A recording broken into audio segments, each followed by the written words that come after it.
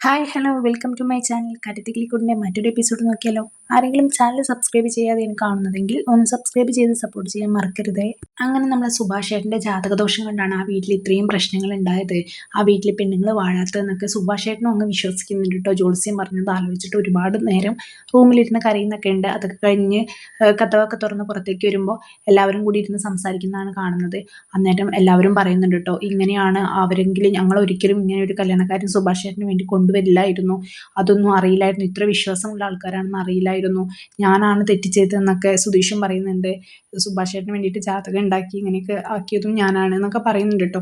അന്നേരം ഇവർ സമാധാനിപ്പിക്കുന്നുണ്ട്. സുഭാഷ് ഏട്ടൻ ആ ജോത്സ്യം പറഞ്ഞൊന്നും കേൾക്കണ്ട, ഇങ്ങനെയുള്ളവരൊക്കെ കള്ളന്മാരാണ്, അവരുടെ അടുത്തേക്ക് പരിഹാരം കാണാൻ വേണ്ടിയിട്ട് വരാൻ വേണ്ടിയിട്ടാണ് ഇങ്ങനെയൊക്കെ സംസാരിക്കുന്നത്, നമ്മളെ ഇമോഷണലി തകർത്താൻ വേണ്ടിയിട്ടാണ്, അല്ലാതെ ഒന്നും സത്യം ഉണ്ടായിട്ടൊന്നും അല്ല, ഇതൊന്നിലൊന്നും കാര്യമില്ല, സുഭാഷ് ഏട്ടൻ ഇതൊന്നും കേട്ട് വിശ്വസിക്കില്ലേ എന്നൊക്കെ പറയുന്നുണ്ട് കേട്ടോ. അന്നേരം സുഭാഷ് ഏട്ടൻ പറയുന്നുണ്ട്, നിങ്ങൾക്ക് ജാതകത്തിൽ വിശ്വാസമുള്ളത് കൊണ്ടാണല്ലോ നിങ്ങൾ പോയിട്ട് എനിക്കൊരു കള്ള ജാതകം ഉണ്ടാക്കിയത്, ഇപ്പോൾ അതിൻ്റെ ഫലം പുറത്തു വന്നപ്പോൾ പിന്നെ എന്തിനാ വിശ്വാസമില്ലെന്ന് പറയുന്നത്, എന്നെ സമാധാനിപ്പിക്കാൻ വേണ്ടി ആരും ഒന്നും പറയണ്ട, എനിക്കും ഇപ്പോൾ തോന്നി തുടങ്ങുന്നുണ്ട് ഞാൻ കാരണമാണ് ഇവിടുത്തെ പ്രശ്നങ്ങളൊക്കെ ഉണ്ടാവുന്നതെന്ന്. ഇതൊക്കെ കേട്ടിട്ട് പുറത്തുനിന്ന് അച്ഛൻ പറയുന്നുണ്ട് കേട്ടോ. ഓ, ഏതോ ഒരു പണിക്കർ പറഞ്ഞു കേട്ട് അതും വിശ്വസിച്ച് നിൽക്കണം, എല്ലാവരും അവൻ്റെ പണി എടുക്കാൻ നോക്കുന്നൊക്കെ പറയുന്നുണ്ട്. എന്തായാലും സുഭാഷ് ഏട്ടൻ്റെ മനസ്സിൽ നിന്ന് അതൊരിക്കലും പോയിട്ടില്ല കേട്ടോ. അങ്ങനെ രാത്രിയൊക്കെ ആയി നമ്മളെ നിധി വെളിയിലിരുന്ന് ഇങ്ങനെ ആലോചിക്കുന്നുണ്ട് സുഭാഷ് ഏട്ടനെ പറ്റി, ആ പണിക്കർ പറഞ്ഞ കാര്യങ്ങളൊക്കെ ആലോചിക്കുന്നുണ്ട്. അന്നേരം അച്ഛൻ യാതൊരു കൂസലും ഇല്ലാതിരിക്കുമ്പോൾ പറയുന്നുണ്ട്, ഇത്രയൊക്കെ പ്രശ്നങ്ങൾ ഇവിടെ നടന്നിട്ടും നിങ്ങൾക്ക് എങ്ങനെ ഇങ്ങനെയൊക്കെ ഇരിക്കാൻ പറ്റുമെന്ന് ചോദിക്കുമ്പോൾ അച്ഛൻ പറയുന്നുണ്ട്, അതിന് ഇത്രമാത്രം പ്രശ്നങ്ങൾ ഇവിടെ ഉണ്ടായോ എന്ന് ചോദിക്കുന്നുണ്ട് കേട്ടോ. ഈ വീട്ടിലെ എല്ലാ പ്രശ്നത്തിനും കാരണം നിങ്ങളൊരു ആറ്റിറ്റ്യൂഡാണെന്നും അച്ഛൻ പറയുന്നുണ്ട്. എന്തായാലും അതൊക്കെ കഴിഞ്ഞ് വന്ന് നമ്മളെ സുധീഷ് വന്നിട്ട് നിധിയുടെ അടുത്തിരിക്കുന്നുണ്ട്, എൻ്റെ ഉറക്കമൊന്നുമില്ലെന്ന് ചോദിക്കുന്നുണ്ട്. എനിക്ക് ഉറങ്ങാൻ പറ്റുന്നില്ല, ഓരോന്ന് ആലോചിച്ചിട്ട് സുഭാഷ് ഏട്ടനെ നന്നായിട്ട് ഹേർട്ട് ചെയ്തിട്ടുണ്ട്, ഇന്ന് രാത്രി സുഭാഷ് ഏട്ടനെ നന്നായിട്ട് ശ്രദ്ധിക്കണം, എനിക്ക് എന്തോ പേടിയാവുന്നു എന്നൊക്കെ പറയുമ്പോൾ സുധീഷ് പറയുന്നുണ്ട്, ഏയ് സുഭാഷ് ഏട്ടന് കുഴപ്പമൊന്നുമില്ല, അതൊക്കെ ശരിയായിക്കോളും, ഒന്നും ഉണ്ടാവില്ല, പോയി ഉറങ്ങിക്കോ എന്ന് പറയുന്നുണ്ട് കേട്ടോ. എന്തായാലും നല്ല ശ്രദ്ധിക്കണം എന്നും നമ്മളെ നിധി പറയുന്നുണ്ട്.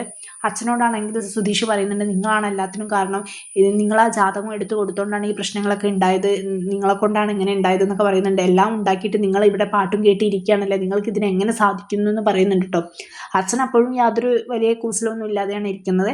അങ്ങനെ രാത്രി എല്ലാവരും കിടന്ന് ലാസ്റ്റ് വന്ന് കിടക്കുന്നത് സുധീഷായിരിക്കും. ആ സമയത്ത് സുഭാഷ് ഏട്ടൻ നല്ല ഉറക്കമായിരിക്കും കേട്ടോ. അങ്ങനെ അപ്പം നികേഷും ഹരീഷും സുധീഷും കൂടി ഇരുന്ന് ഇങ്ങനെ സംസാരിക്കുന്നുണ്ട്. സുഭാഷ് ഏട്ടൻ നന്നായിട്ട് ഹേർട്ട് ചെയ്തിട്ടുണ്ട് എന്നൊക്കെ പറയുന്നുണ്ട്. സുധീഷ് ചോദിക്കുന്നുണ്ട്, പിന്നീട് പണിക്കര കാര്യം എന്തെങ്കിലും പറഞ്ഞോ എന്ന് ചോദിക്കുമ്പോൾ നികേഷ് പറഞ്ഞിട്ടൊന്നുമില്ല, എന്നാലും ഞാൻ ഒരുപാട് തമാശ പറഞ്ഞു നോക്കി സന്തോഷിക്കാൻ വേണ്ടിയിട്ട്, പക്ഷെ ഒന്നും വേണ്ട ശരിയാവുന്നില്ല, സുഭാഷ് ഏട്ടൻ ഇപ്പോഴും അത് തന്നെയാണ് മനസ്സിൽ നിന്ന് തോന്നുന്നുണ്ടെന്ന് പറയുന്നുണ്ട് കേട്ടോ. എന്തായാലും സുഭാഷ് ഏട്ടൻ ഉറങ്ങിയെന്ന് അവർ കൺഫേം ആക്കുന്നുണ്ട്, തട്ടി വിളിക്കുന്നുണ്ട്, അപ്പോൾ ആൾ എണീക്കുന്നൊന്നുമില്ല. അങ്ങനെ എല്ലാവരും ഉറക്കത്തിലായപ്പം സുഭാഷ് ഏട്ടൻ എണീറ്റിരുന്ന് വീണ്ടും ഇതൊക്കെ ആലോചിക്കുന്നുണ്ട്, കരയുന്നുണ്ട്, ഭയങ്കര സങ്കടപ്പെടുന്നുണ്ട് കേട്ടോ. ഞാൻ കാരണമാണ് എൻ്റെ അനിയന്മാർക്ക് ഒന്നും ശരിയാവാത്തത്, എൻ്റെ വീട്ടിൽ ഇങ്ങനത്തെ പ്രശ്നങ്ങളൊക്കെ ഉണ്ടാവുന്നത് എല്ലാത്തിനും പിന്നിൽ ഞാനാണെന്ന് ആലോചിക്കുന്നുണ്ട്. വീണ്ടും റിവേഴ്സ് അടിച്ചിട്ട് പണിക്കർ പറഞ്ഞ കാര്യം ആലോചിച്ചിട്ട് നന്നായിട്ട് സങ്കടപ്പെടുന്നുണ്ട് കേട്ടോ. അങ്ങനെ രാവിലെ ആയപ്പോൾ നമ്മളെ നിധി അടുക്കളയിൽ കയറുന്നുണ്ട്. എന്നിട്ട് അവിടുത്തെ പാത്രങ്ങളൊക്കെ നോക്കുമ്പോൾ എല്ലാം നല്ല പാത്രങ്ങളൊന്നും ഇല്ല, എല്ലാം അഴുകിയ പാത്രങ്ങളാണ്, പൊട്ടിയ പാത്രങ്ങളൊക്കെയാണ്. അത് കണ്ടിട്ട് പറയുന്നുണ്ട് കേട്ടോ നികേഷിൻ്റെ അടുത്ത്, ഈ വീട്ടിൽ നല്ലൊരു പാത്രങ്ങളൊന്നും ഇല്ല, ഇവിടെയാണല്ലോ നമ്മൾ സുഭാഷ് ഏട്ടൻ പണിയെടുക്കുന്നത്, ആരും അത് ചിന്തിക്കുന്നില്ല, എന്തെങ്കിലും ആയോന്നേ എല്ലാവരും ചോദിക്കുന്നുള്ളൂ, അല്ലാതെ എങ്ങനെയാണ് അയാൾ പണിയെടുക്കുന്നത് ആരും ചിന്തിക്കുന്നില്ല എന്ന് പറയുന്നുണ്ട്. ഇപ്രാവശ്യം ഞാൻ സാലറി കിട്ടിയിട്ട് നല്ല പാത്രങ്ങളൊക്കെ വാങ്ങാൻ വേണ്ടിയിട്ട് ആലോചിക്കുന്നുണ്ട് എന്ന് പറയുമ്പോൾ നികേഷ് പറയുന്നുണ്ട്, ഓ നല്ല കാര്യം എന്ന്. അങ്ങനെ അവർ ചായ ഉണ്ടാക്കുന്നുണ്ട്. ആ സമയത്താണ് സുഭാഷ് ഏട്ടനെ അന്വേഷിക്കുന്നത് കേട്ടോ. അന്നേരം റൂമിലുണ്ടെന്ന് വിചാരിക്കും. അങ്ങനെ എല്ലാവരും നോക്കുമ്പോൾ സുഭാഷ് ഏട്ടനെ റൂമിലൊന്നും കാണില്ല.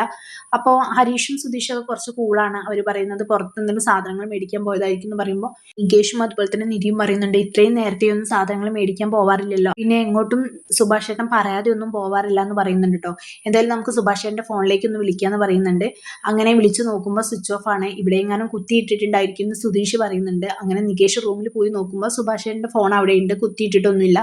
ടേബിളിലാണെങ്കിൽ ഒരു പേപ്പറും പെന്നി ഇരിക്കുന്നുണ്ട്. അപ്പോഴാണ് സുഭാഷ് ഏട്ടൻ എഴുതി വെച്ച ലെറ്റർ കാണുന്നുണ്ട്. അങ്ങനെ നികേഷ് വേഗം പോയിട്ട് ഏട്ടന്മാർക്കും നിധിക്കൊക്കെ കൊടുക്കുന്നുണ്ട്. അങ്ങനെ അവരെല്ലാവരും അത് വായിക്കുന്നുണ്ട്. എന്തായാലും സുഭാഷ് ഏട്ടൻ ലെറ്ററൊക്കെ എഴുതി വെച്ച് എന്നേക്കുമായിട്ട് വീട് വിട്ട് പോയതാണ്, ഞാൻ കാരണം എൻ്റെ അനിയന്മാർക്ക് യാതൊരുവിധ പ്രശ്നങ്ങളൊന്നും ഉണ്ടാവരുത്, കല്യാണം കഴിച്ച് നല്ലൊരു ജീവിതം ഉണ്ടാവണം, ഇത്രയും കാലം ഞാൻ വിചാരിച്ചിരുന്നത് നമ്മളെ വീട്ടിലെ എല്ലാ പ്രശ്നത്തിനും കാരണം അച്ഛനാണ്, അച്ഛൻ്റെ മുൻപുണ്ടായിരുന്ന കാര്യങ്ങളായിരുന്നു എന്നാണ് ഞാൻ വിചാരിച്ചത്. പക്ഷേ കാര്യങ്ങൾ അങ്ങനെയൊന്നുമില്ല, എല്ലാത്തിനും കാരണം ഞാനാണെന്ന് മനസ്സിലായപ്പോൾ എനിക്ക് ഇനി ആ വീട്ടിൽ നിൽക്കാൻ കഴിയില്ല, ഇതെനിക്ക് വലിയൊരു ബുദ്ധിമുട്ടുണ്ടാക്കുന്ന തീരുമാനമാണ്, പക്ഷേ എങ്കിൽ കൂടി എനിക്ക് ഇതല്ലാതെ വേറെ നിവൃത്തിയില്ല, എന്നെ അന്വേഷിച്ച് ആരും വരരുത്, ഇനി അങ്ങോട്ട് ഞാൻ വരില്ല എന്നൊക്കെ പറഞ്ഞിട്ട് ലെറ്റർ എഴുതി വെച്ചതാണ്.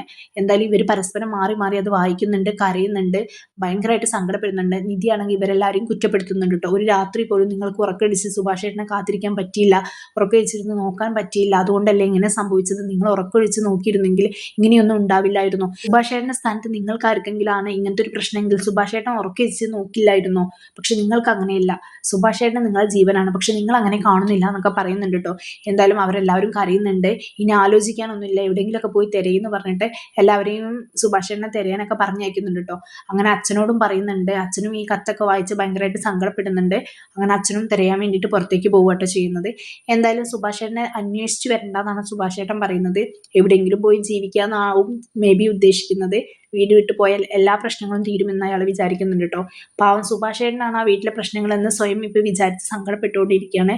എന്തായാലും എല്ലാവർക്കും വേണ്ടി സാക്രിഫൈസ് ചെയ്യുന്ന നമ്മളെ സുഭാഷേട്ടൻ ഇനി കിളിക്കൂട്ടിലില്ല എന്ന് പറയുമ്പോൾ ഭയങ്കര വിഷമമുണ്ട്. തലേ ദിവസം ഒരു പരിധിയിൽ കൂടുതൽ ഇവരെല്ലാവരും സമാധാനിപ്പിക്കാൻ വേണ്ടി നോക്കിയതാണ്. ജ്യോത്സ്യർ പറഞ്ഞൊന്നും വിശ്വസിക്കേണ്ട, അയാൾ പൈസയ്ക്ക് വേണ്ടിയാണ് പറയുന്നത്. നിധിയാണെങ്കിൽ പറഞ്ഞിട്ടുണ്ടായിരുന്നു, എൻ്റെ അച്ഛനോട് പണ്ട് ഒരു ജ്യോത്സ്യൻ പറഞ്ഞിട്ടുണ്ടായിരുന്നു, വാഹനം ഓടിക്കുമ്പോൾ നിങ്ങൾക്ക് എന്തെങ്കിലും ബുദ്ധിമുട്ട് വരും, പ്രശ്നങ്ങൾ വരും, അത് പേടിച്ച് അച്ഛൻ കുറേ കാലം വാഹനം എടുക്കാതിരുന്നു.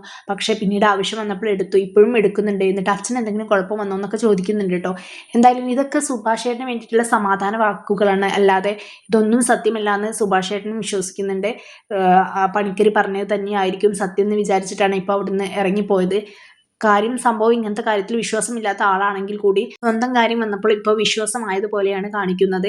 എന്തായാലും ഇനി സുഭാഷേട്ടന് വേണ്ടിയിട്ട് പോലീസിൽ കംപ്ലൈന്റ് ചെയ്യുന്നുണ്ട് സുധീഷും നിധിയൊക്കെ. പക്ഷേ പോലീസ് സ്റ്റേഷനിൽ ഇവർക്ക് നെഗറ്റീവ് ഇമ്പാക്റ്റ് ഒക്കെ ഉണ്ടാവുന്നുണ്ട് കേട്ടോ. ഇനി എന്തെങ്കിലും ഹേർട്ട് ചെയ്തിട്ട് ഈ കത്തൊക്കെ പോലീസുകാർക്ക് കൊടുക്കുന്നുണ്ട്.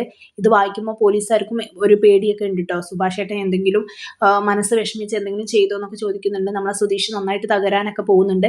അപ്പോൾ എന്തൊക്കെയാണ് ഇനി നടക്കാൻ പോകുന്ന ട്വിസ്റ്റുകൾ എന്ന് നമുക്ക് കണ്ടറിയാം. അപ്പോൾ ആരെങ്കിലും എൻ്റെ ചാനൽ സബ്സ്ക്രൈബ് ചെയ്യാതെയാണ് കാണുന്നതെങ്കിൽ ഒന്ന് സബ്സ്ക്രൈബ് ചെയ്ത് സപ്പോർട്ട് ചെയ്യാൻ മറക്കരുത്. ഇതുപോലുള്ള റിവ്യൂസിനായിട്ട് ഈ ചാനൽ ഒന്ന് ഫോളോ ചെയ്യുക. ബൈ.